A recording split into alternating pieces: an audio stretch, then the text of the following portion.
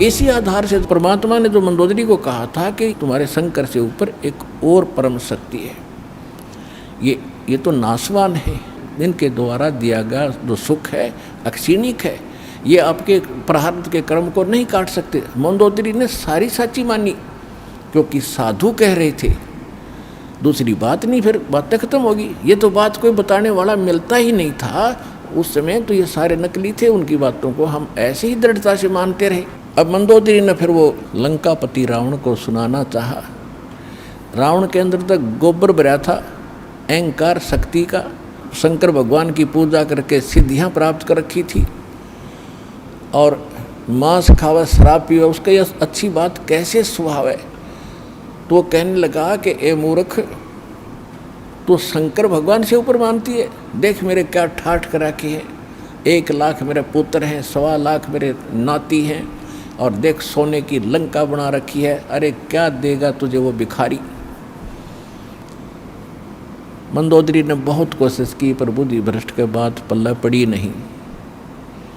फिर मंदोदरी ने कहना ही बंद कर दिया। उसके बाद फिर क्या होता है कि उसने सोचा कर और कोई मेरी चर्चा सुनने वाला नहीं, ये ऐसा ज्ञान है इंसान दूसरे को सुनाए बिना रह नहीं सकता। तो उसने अपने देवर रावण के छोटे भाई विभीषण से समझाया ये ज्ञान, और विभीषण ने ये ज्ञान स्वीकारा और विभीषण ने भी परमात्मा से दीक्षा ली और वो भक्ति की। अब हम आते हैं उस बात पर कि जिस समय सीता जी का अपहरण हो गया और उसकी खोज हो रही थी, कोई पूर्व में ढूंढ रहा था, कोई पश्चिम में खोज रहा था, कोई उत्तर कोई दक्षिण में। जैसे किसी की गाय गुम हो जाए, कोई इधर घूम रहा है, कोई इधर ढूंढ रहा है, कोई ऐसे घो रहा, ऐसी दशा थी। अब यहाँ इस कथाओं से आपको बहुत सा निर्णय मिलेगा, और आपने ये कथा खूब सुन रखी थी पर इनका निष्कर्ष नहीं निकाला था। अब जैसे जड़ी बूटियाँ रखी हैं और उनकी गुण भी लिख रखे हैं, बड़ी अच्छी हैं, लेकिन उनसे औषधि बनाने वाला जब तक नहीं मिलेगा तो उन जड़ियों से क्या लाभ है, उनके ज्ञान से भी, उनकी कथाओं से भी। आपने ये भी सुना होगा कि जिस समय श्री रामचंद्र जी की सीता उठा ली गई थी और वो पेड़ पौधों से भी लिपट लिपट कर पूछ रहे थे, डकरा रहे थे, रो रहे थे, पशुओं से भी गले से मिलकर पूछ रहे थे, आपने मेरी सीता देखी। आकाश से कहते हैं भगवान शंकर और पार्वती ऊपर से देख रहे थे कि नीचे कौन रो रहा है। तो भगवान शंकर ने उनको प्रणाम किया ऊपर से ही, क्योंकि ब्रह्मा विष्णु शिव ये 3 भाई हैं। ब्रह्मा जी बड़े हैं, विष्णु जी बीच वाले हैं, शंकर जी सबसे छोटे हैं। और पार्वती जी तो शंकर भगवान को सुप्रीम पावर मानती थी, एक तो पति परमेश्वर, फिर महादेव नाम से जाने जाते थे। तो पार्वती जी ने कहा कि आप महादेव होकर के किसको नमन कर रहे हैं, कि सामने त्रिलोकीनाथ भगवान विष्णु है, नीचे उनकी पत्नी सीता को कोई उठा ले गया है, वो लीला करने आए हुए। अपने बड़े भाई यानी भगवान को, विष्णु भगवान को मैं प्रणाम कर रहा हूँ। अब पार्वती जी ने सोचा कि भाई भगवान रोए, ये दोनों बात नहीं हो सकती। ये रामचंद्र दशरथ पुत्र है, ये रो रहा है, भटक रहा है, इसको आप परमात्मा कह रहे हो। भगवान शंकर बोले, पार्वती आप नहीं जानते, ये सचमुच ऐसा ही है, इनको अब नहीं कोई पहचान पा रहा है। तो पार्वती ने कहा कि मैं परीक्षा लूँगी और सीता रूप बना कर जाऊँगी, यदि ये मुझे पहचान लेगा तो मैं मान लूँगी वो भगवान है, और नहीं तो मैं कतई नहीं मानूँ। तो भगवान शंकर ने कहा कि यह गलती मत करना, यदि तूने सीता रूप बना लिया तो तू मेरे काम ते गई, तू मेरे बड़े भाई की पत्नी का रूप बनाओगी तो मेरे लिए पत्नी रूप में स्वीकार्य नहीं रहेगी, तो माँ के तुल्य हो जाएगी।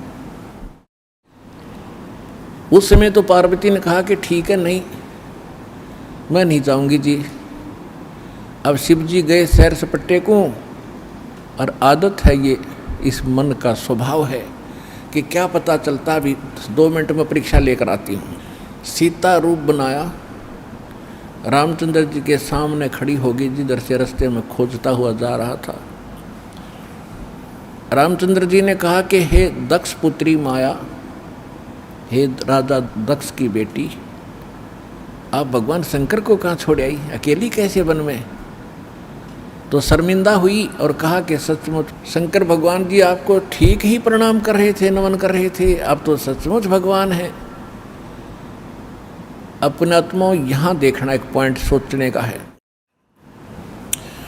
श्रीमद् भगवद गीता अध्याय नंबर 7 के श्लोक नंबर 6, 7, 8 में स्पष्ट किया है कि ये काल बोलता है गीता को, जो ब्रह्मा विष्णु में इसका पिता है। ये कहता है कि अर्जुन, बुद्धिमानों की बुद्धि और बलवानों का बल मेरे हाथ में है। जब चाहे स्विच ऑन कर दूं इनकी बुद्धि का, और जब चाहे ऑफ कर दूं। जैसे महाभारत के अंदर अर्जुन को ताकत दे दी और लाखों लोगों का नाश कर दिया उस काल से प्राप्त शक्ति से, और फिर वही अर्जुन जब श्री कृष्ण जी का निधन हो गया था, एक हत्या हो गई थी और सारे यादव आपस में लड़ मरे थे, उनकी पत्नियों को लेकर आ रहा था, रास्ते में जंगली लोगों ने, भीलों ने अर्जुन को पीटा, लूटा, और वही धनुष जिसे महाभारत का युद्ध जीता था वो साथ लिए रहता था उसको, और उस दिन उसके हाथ नहीं उठे, खड़ा खड़ा कांपे वो। जब सारा काम हो लिया, वो भील भ्याल पीट कर लूट कर कुछ औरतों को भी ले गए और चले गए, तब अर्जुन कोस रहा श्री कृष्ण जी को कि श्री कृष्ण बड़ा धोखेबाज था, इसने हमारे साथ बड़ा धोखा किया है। पहले तो मुझे शक्ति दे दी और ना जाने कितने जीवों का नाश करा मैंने, और आज मैं खड़ा खड़ा पिट रहा हूँ, वही अर्जुन हूँ और वही गांडीव धनुष है मेरे पास, आज ये मेरे से प्रतिज्ञा भी नहीं चढ़ाई जा रही इसकी। तो परमात्मा ने बताया कि ना श्री कृष्ण धोखेबाज था, ये सारे इस काल के अधीन हैं, इसके रिमोट से चलते हैं। तो उसी ने, काल ने जब विनाश करना था महाभारत का, तो अर्जुन को ताकत दे दी और फिर वापस ले ली, उसने अपना काम करा दिया जो करना था नाश। अब अर्जुन कितना पिट्टो। इसी प्रकार ये कहता है बुद्धिमानों की बुद्धि मेरे पास है। अब जब श्री रामचंद्र जी की खुद पत्नी गुम थी, है उसका तो पता नहीं उसने कौन उठा लेगा, ढूंढते फिर जैसे गायें गुम हो जाया करे।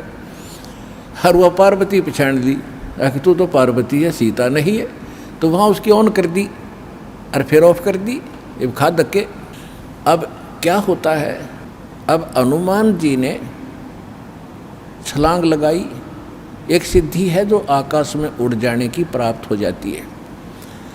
आकाश मार्ग से जाके वो लंका में प्रवेश हुआ हनुमान जी। उनको कुछ आभास हो गया था, किसी जटायु नाम के एक पक्षी ने बता दिया था कि लंका का राजा रावण उठा कर ले गया, इसलिए वहाँ जाने की और किसी में हिम्मत नहीं थी। सूरवीर बलवान थे, हनुमान जी ने कहा कि मैं जाऊँगा तो कुछ ऐसी निशानी दो मुझे ताकि मुझे पहचान सके कि मैं ऐरा गहरा व्यक्ति नहीं हूँ, मुझ पर विश्वास करे माता। तो कहते हैं रामचंद्र जी ने अपनी छाप दे दी, अंगूठी निकाल के, उस पर नाम लिखा था उनका, और उसको सीता खूब पहचानती थी। उधर से सीता को घना दुखी कर ही रखा था, सता रखा था रावण ने, एक नौलखे बाग में छोड़ रखा था और उससे रोजाना यातना दिलाता था और अपनी पत्नी बनने की स्वीकृति वो उससे करवाना चाहता था, वो उसने स्वीकार नहीं की। और रावण को एक श्राप लगा हुआ था कि तू कभी किसी औरत के साथ बलात् नहीं कर सकेगा, स्वेच्छा से कोई संपर्क हो तो वो अलग बात है, लेकिन तू किसी का ऐसे ज़बरदस्ती नहीं कर पाएगा, नहीं तो गल जाएगा तू। इस डर से वो ज़बरदस्ती नहीं कर पा रहा था और उधर से उसको पीड़ित कर रहा था कि स्वयं यश कर दे, लेकिन वो सीता ने नहीं किया था। एक वृक्ष के नीचे बैठी थी और अपने कर्मों को कोस रही थी। छोटा सा रूप बनाकर एक बंदर का हनुमान जी उसी वृक्ष के ऊपर बैठ गए थे। यातना देने के लिए औरतें आई थी तो भी उसने देखा था। जब वो चली गई उसके बाद फिर हनुमान जी ने ऊपर से वह अंगूठी डाल दी। वो तो राजदूत बनकर गए थे, जब अंगूठी देखी सीता ने तो आपने कथाएं खूब सुन रखी हैं, ज़्यादा ना सुनाऊंगा। तो उसने सोचा कि ये बंदर अंगूठी उठा कर लाया तो मेरे पति की मृत्यु होगी। तो उसने पूछा, तो फिर वो नीचे आया, अपना थोड़ा ठीक सा रूप बना के खड़े हो गए और कहा, माता मैं ऐसे ऐसे रामचंद्र जी ने भेजा हूँ और ये कहानी है। अब कहने का भाव ये है कि वो जो कुछ भी उसने उद्मस्ता रहा हो तो आपने पता ही है, हनुमान जी ने नौलखा बाग भी उजाड़ दिया उसका और सारा कुछ कर दिया। क्योंकि आज कथा का विषय कुछ अन्य है, इसलिए यहाँ लंबा प्रकरण नहीं करूँगा। तो उसमें हनुमान जी ने कहा कि माता मुझे भूख लगी है। तो उसने कहा, इस बाग के किसी वृक्ष के फल को तोड़ के मत खाना भाई, नहीं तो मेरी पिटाई होगी। मेरे को आदेश है, कोई फल गिर जाए तो खाना, तो टूटा हुआ अपने आप तोड़ के नहीं खाएगी। तो हनुमान जी का उठा गुस्सा, उसको गुस्सा हुआ। उसने कहा ठीक है, पहले तो सारे तोड़ तोड़ कर फल खाए, फिर वह पेड़ पड़ पड़ कर समुद्र में फेंक दिए। उनको पता चला तो युद्ध हुआ, अपने पता ही है काफ़ी। फिर लंका लुंका भी फूक फाक थोड़ी बहुत जला का आ गया। और उस समय क्या कहा कि माता जी तो आप मुझे कोई ऐसी निशानी दो जिस निशानी को मैं श्री राम को दिखाऊं और वो विश्वास कर सके हाँ सीता जी की है, खोज पक्की होगी। क्योंकि इतना समुद्र को पार करके आना है, वैसे नहीं आएंगे वो। तो सीता ने अपना एक कंगन निकाल के दे दिया, कंगन हाथ में जो पैर रखा था सोने का, और कहा भाई इस चूड़ी को दिखा देना, वो खूब समझ जाएंगे। अब वो कंगन लेकर हनुमान जी ने फिर छलांग लगाई। उस दिन वो ऐसे स्थान पर आके उतरा जहाँ पर एक ऋषि की कुटिया थी। वो ऋषि कौन थे? मुनिंद्र ऋषि स्वयं परमेश्वर थे। वहाँ सुंदर बाग लगा हुआ था, कुछ क्षेत्र में एक सुंदर सरोवर भरा था जल का।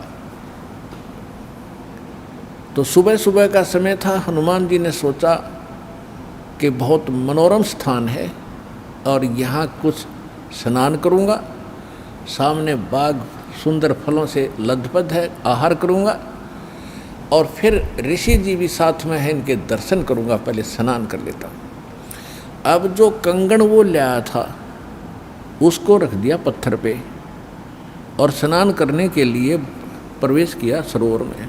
अब उन्होंने जो ही स्नान करने की चेष्टा की, लेकिन एक दृष्टि थी ऐसी कंगन पे कि जय ये कंगन गुम हो गया, कोई जानवर पक्षी उठा ले गया तो मेरी सारी मेहनत व्यर्थ जाएगी, सब परिश्रम व्यर्थ होगा। इसलिए नहा रहा था पर नज़र था जैसे सर्प का मणि के ऊपर रहती है ओस चाटते समय, तो इसी प्रकार नहा रहा था, दृष्टि कंगन पे।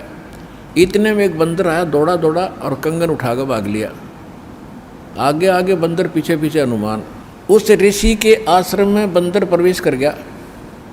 बाहर आंगन में एक घड़ा रखा था, अच्छा बड़ा घड़ा। बंदर दौड़ता दौड़ता घड़े में कंगन डालकर आगे भाग गया।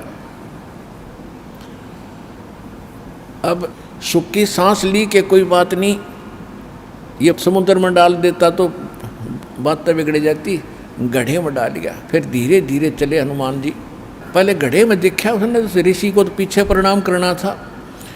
तो घड़े में क्या देखा कि घड़े के अंदर ऐसे ऐसे कंगन हजारों की संख्या में पड़े, सेम टू सेम। अब उसने सोचा भाई मैंने तो इतनी पहचान नहीं, कोई कंगन कौन सा है। और श्री रामचंद्र जी तो सारा जानते हैं, उनके कंगन के ऊपर सारी निशानियों को पहचानेंगे, और मैं कोई गलती से दूसरा उठा ले गया तो वो मानेंगे नहीं। इसलिए वो ऋषि जी के चरणों में प्रणाम किया। परमात्मा ने मुनिंद्र रूप में बैठे थे, पूछा कि पहलवान कैसे आए। हनुमान जी ने कहा कि ऋषि जी आप कौन सी दुनिया में रहते हो।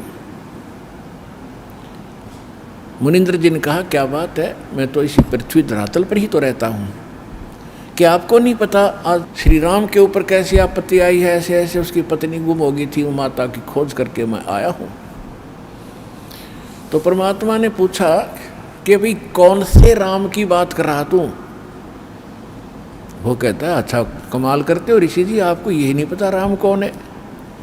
परमात्मा ने कहा बताओ तो श्री के दशरथ पुत्र श्री रामचंद्र जी, उनका वनवास हुआ था, ऐसे ऐसे सीता उठा ली थी और आज मैं खोज करके आऊँ ऋषि जी। परमात्मा बोले कि ऐसे ऐसे 30 करोड़ राम हो लिए तेरे, और तेरे जैसे हनुमान यही लीला करते रहे। तो हनुमान जी ने सोचा कि ऋषि के साथ ज़्यादा बहस करना उचित नहीं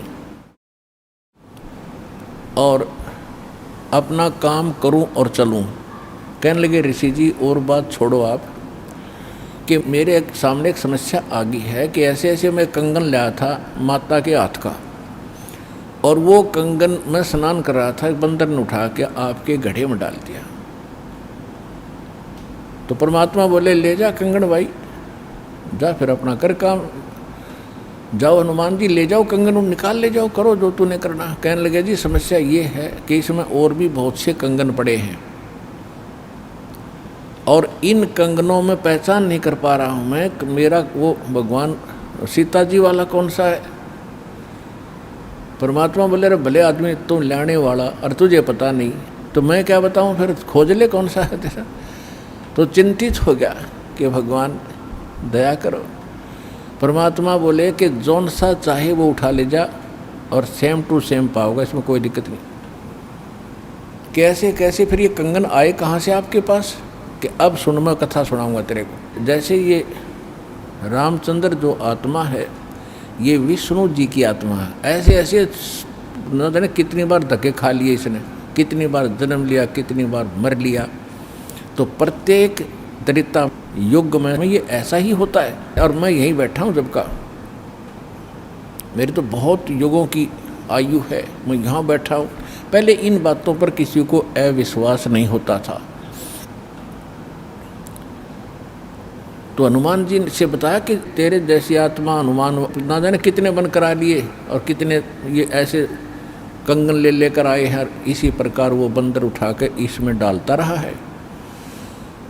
तो हनुमान जी ने पूछा कि हे ऋषिवर, मान लिया आपकी बात, जो कंगन लेकर हनुमान आता होगा तो वो कंगन तो लेकर भी जाता होगा, कहाँ लेकर जाता है, इस घड़े में मेरी आशीर्वाद से ऐसी पावर है कि डुप्लीकेट कॉपी तुरंत बना देता, एज इट इज 1 के 2 कर देता है।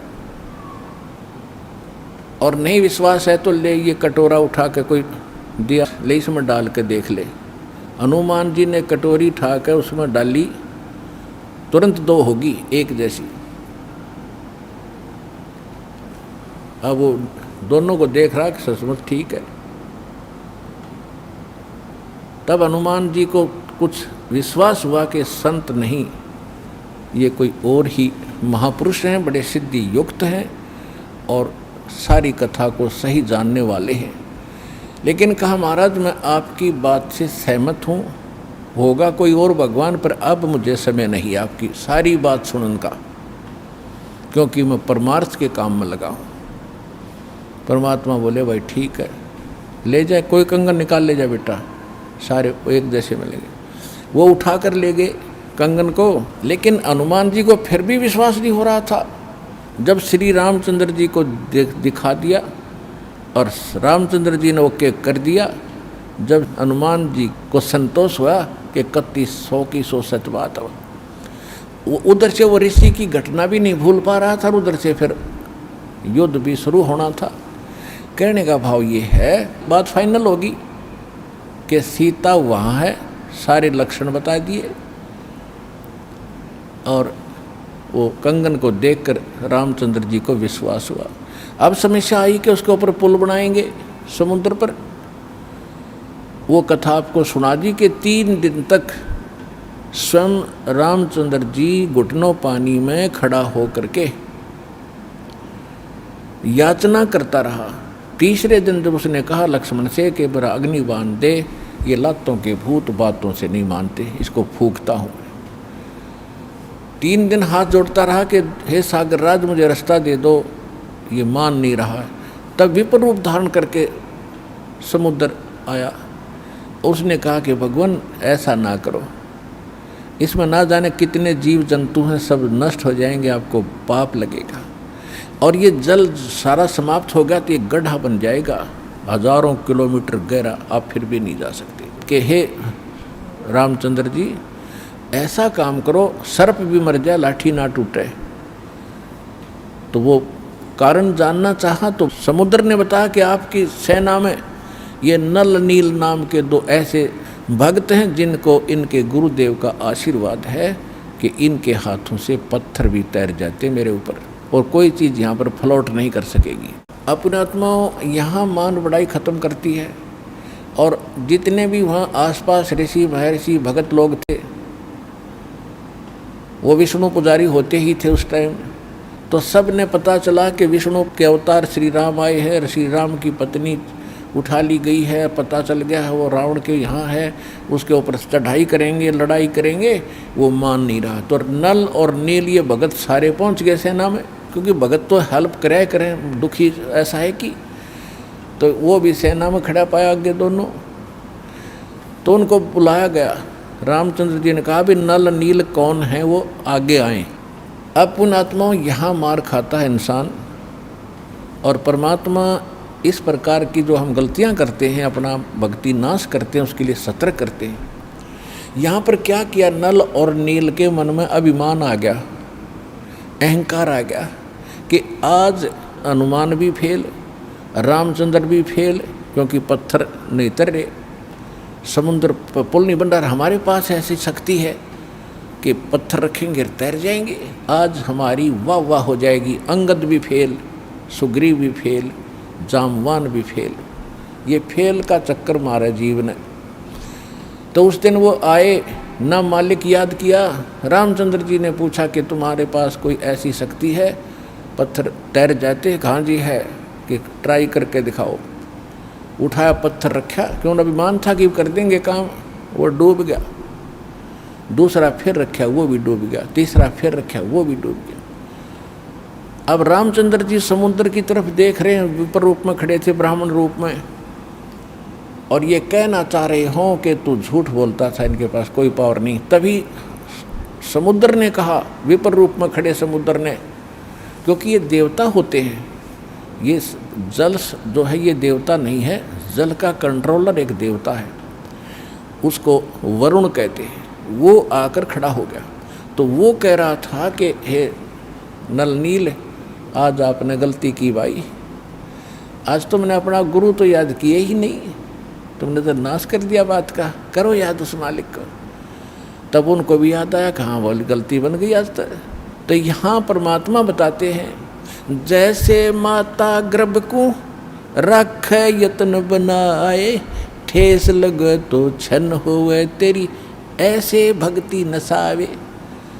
जैसे किसी बहन बेटी को गर्भ रहा हो तो उसकी कितनी केयर टेक करती है वह उस लाल को सफल करने के लिए कि मेरा गर्भ पूरा हो और बच्चे का मुंह देखूं मैं।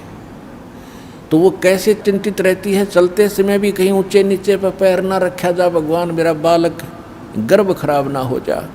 रात को सोती है, करवट लेती है, तब भी एकदम उठ के उधड़क जाती है, कहीं बच्चे पर दाब ना आ गई हो, मेरा गर्भ ना खराब हो जाए। तो कहते हैं जैसे माता गर्भ को और रखे यतन बनाए और ठेस लगे तो छन हो जाता है, तेरी ऐसे भक्ति नसावे। तो इस भक्ति रूपी गर्भ जो आज आपकी आत्मा में परमात्मा के सच्चे शब्द से पल रहा है, इसको इतना संयम से, इतना देखभाल से, यानी सावधानी से इसको परिपक्व करना पड़ेगा। जैसे माता गर्भ को रख है यतन बना और ठेस लगे तो छन हो, तेरी ऐसे भक्ति नसावे। तो छोटी मोटी हम गलती कर देते हैं लापरवाही में, क्योंकि हमने इस लाल की कीमत का नहीं पता, जो आज हमारी आत्मा में सत भक्ति रूपी जो मालिक का मंत्र से गर्भ रह रहा है, यानी आत्मा प्रफुल्लित हो रही है। जो भक्ति रूपी जो लाल हमारे अंदर बन रहा है, इसको ऐसे संभाल के रखना है, ना अभिमान करना है, कोई मर्यादा भंग नहीं करनी है, नहीं तो फिर नुकसान हो जाएगा, आपकी भक्ति नष्ट हो जाएगी। अब उन्होंने परमात्मा को याद किया, रहे नल नील यतन कर हार, तब सतगुरु से करी पुकार। रहे नल नील यतन कर हार, तब सतगुरु से करी पुकार। जा सतरे खोलखी अपार, सिंधु पे सिला तराने वाले। जा सतरे खोलखी अपार, सिंधु पे सिला तिराने वाले। धन धन सतगुरु सत कबीर, भगत की पीड़ मिटाने वाले। धन धन सतगुरु सत कबीर, भगत की वो पीड़ मिटाने वाले। नल नील ने जब याचना की हृदय से, हे भगवान गलती बन गई, आपके हाथ में इज्जत है हमारी, तो उसी समय परमात्मा वहाँ प्रकट हो गए। थोड़ी सी दूरी पर सब ने देखा कि वो कौन आ रहा सामने। नल नील ने भी देखा, ये तो मेरे गुरुजी आगे हमारी पुकार सुन ली इन्होंने। जब मुनिंदर जी निकट आए, सभी ने दंडवत प्रणाम किया। श्री राम ने, हनुमान ने, सब ने। हनुमान जी ने देख लिया, बाबा जी तो वही है भाई, ये तो बिल्कुल सही, ये तो शक्तिशाली ऋषि हैं। लेकिन उस समय और वार्ता करने का समय नहीं था। जो समस्या थी वह उनके सामने अड़ी हुई थी। तब श्री रामचंद्र जी ने मुनिंद्र ऋषि से अर्ज की थी, भगवान आज हमारे सामने ये समस्या आई है। अभिमानी रावण हमारी याचना नहीं मान रहा है। हमने उसे खूब दूत भेजकर, अंगद को, हनुमान जी को, सबको भेजकर उससे प्रार्थना कर ली है, इसको लौटा दे मेरी पत्नी को। वो माना नहीं। अब नहीं माना तो हमें युद्ध करना पड़ेगा और उसके लिए रास्ता चाहिए समुद्र पर। समुद्र रास्ता दे नहीं रहा। इसने विधि बताई कि आपके शिष्यों के पास यह शक्ति थी। मेरा दुर्भाग्य कि आज इनके हाथों में भी शक्ति नहीं रही। तो परमेश्वर ने कहा कि आज के बाद इनके हाथों में यह शक्ति रहेगी भी नहीं। इन्होंने बहुत बड़ी गलती की है, जो हम मैं रोज़ बताता हूँ कि अभिमान से भगवान कोसों दूर है। और इतने दिन के बाद इतना दुख था इनके ऊपर, इन्होंने फिर बकवास कर दी। अब इनके पास यह शक्ति नहीं रही। तो श्री रामचंद्र जी ने कहा कि हे ऋषिवर, मेरी समस्या का समाधान करो। जब आप अपने बच्चों को, अपने शिष्यों को आशीर्वाद दे सकते हो सिला तराने का, तो आप खुद भी कृपा बख्श सकते हो मेरे लिए लंका में जाने का रास्ता बना दो। तब परमेश्वर ने कहा ठीक है भाई, मेरा वचन है तेरे बाप तय।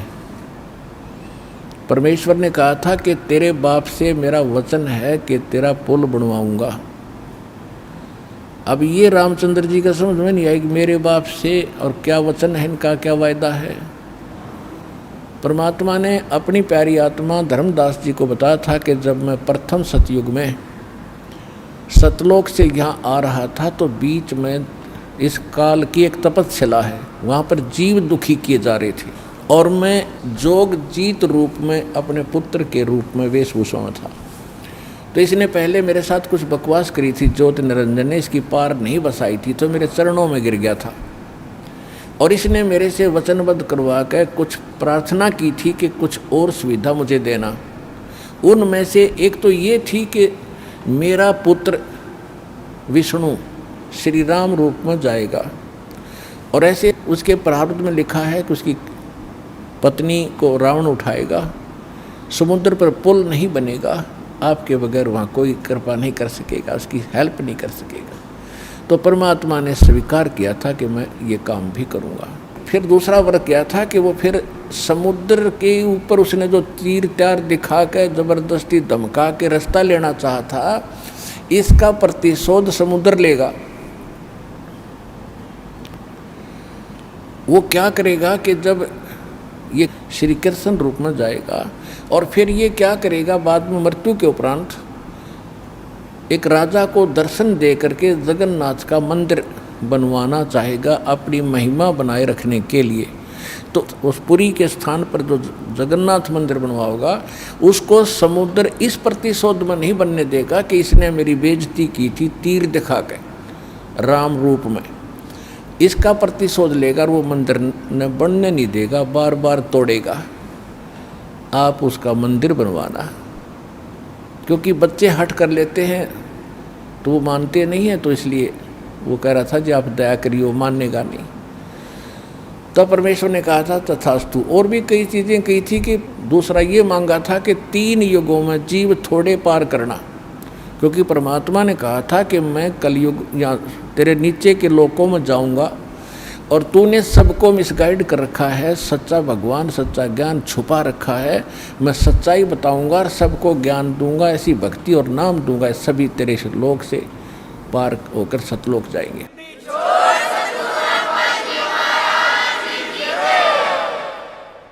तो इस बात से वो बहुत दुखी हो गया कि तो मेरा नाश करेगा, मेरे बाग को उजाड़ेगा, क्योंकि काल ने हमारे को मिसगाइड करके, धोखा करके, मूर्ख बना के, विवश करके और इस कच्ची बेड़ियों से बांध रखा है। ये शरीर दे दिया, इसमें हाड़ चाम मांस सारा, थूक टट्टी पेशाब सारा भरा पड़ा है और हमने इतना प्यारा लगा है ये छूट नहीं जा। परमात्मा कहते इतना बढ़िया शरीर दूंगा, वहाँ जाकर ना नाड़ी होगी, ना नस होगी, ना कोई बीमारी, ना हारी, ना कोई बीपी हाई, ना लो होगा। तो वो हमने पता ही नहीं था कोई ऐसा भी स्थान है जहाँ ऐसा सुख है। तो परमात्मा ने कहा था तेने क्या हाल कर रखा उन बच्चों का सारा, कोई गधा बना दिया, कोई कुत्ता बना दिया, और जो मनुष्य वो कौन से सुखी हैं, उनको ऐसा ज्ञान दूंगा और ऐसा मंत्र दूंगा वो यहाँ भी सुखी होंगे, मेरे साथ सतलोक जाएंगे। तो इस बात से वो दुखी हो गया था काल कि तो नाश करेगा मेरे बाग न उजाड़ेगा। भगवान का पता लग गया, सच्चे स्थान का पता लग गया तो यहाँ कौन रहेगा। तो तब उसने चरणों में गिर के रा करके कबीर भगवान से याचना की थी कि 3 युगों में जीव थोड़े ले जाना और चौथे युग में आप कितने ले जाना। और फिर ये पुल बनवाने का, जगन्नाथ के मंदिर को बनवाने का ये भी प्रॉमिस करवाया था। जब उसने सारा परमात्मा ने प्रतिज्ञा कर ली थी तो फिर ये खलनायक है, ये विलियन है, धोखेबाज और ठग है, इसने तुरंत अपना आंखें बदल ली और कहा जाओ जोग जीत संसारा, जीव न माने कहा तुम्हारा। कहते हैं 12 पंथ करूँ मैं साजा, नाम तुम्हारा ले करूँ आवाजा, और 12 पंथ नाम जो ले ही वो मेरे मुख में अंश मोही। और पहले अंश हमारे जाई और पीछे अंश तुम्हारे आई, और जाइयो जोग जीत संसारा। परमात्मा ने कहा था कि फिर मैं त्रेता युग में जाऊंगा, ठीक है भाई, चौथे युग में जाऊंगा कलयुग में, और फिर पार कर लूँगा। तने गलती तो मेरे से करवा ही ली।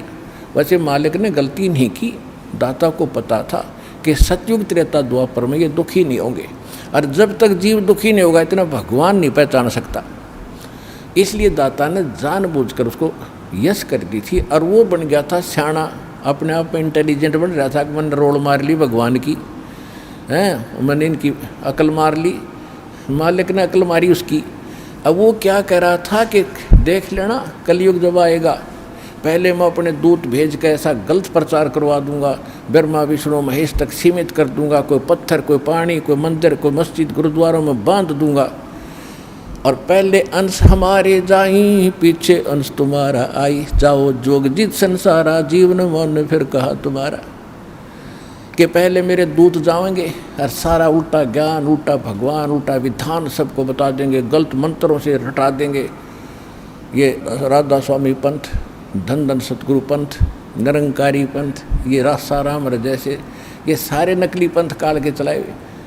तो परमात्मा को पता था कि इसने कर लेते सारे जुगाड़ अपने, और जब मेरा दास जाएगा ऐसे समय में जब इनके परिपक्व हो चुके होंगे सारे पंथ, इन्हें जो कहना सुनना होगा वो सब कह चुके होंगे, जो ज्ञान देना होगा वो दे चुके होंगे, जो नाम देना होगा वो नाम दे चुके होंगे। और जब मेरा दास जाएगा वो प्रमाणित करके दिखाएगा कि सच्चाई ये है, झूठ ये है, तो 2 मिनट में मेरे बच्चे मुझे पहचानेंगे और मेरे पास आ जाएंगे।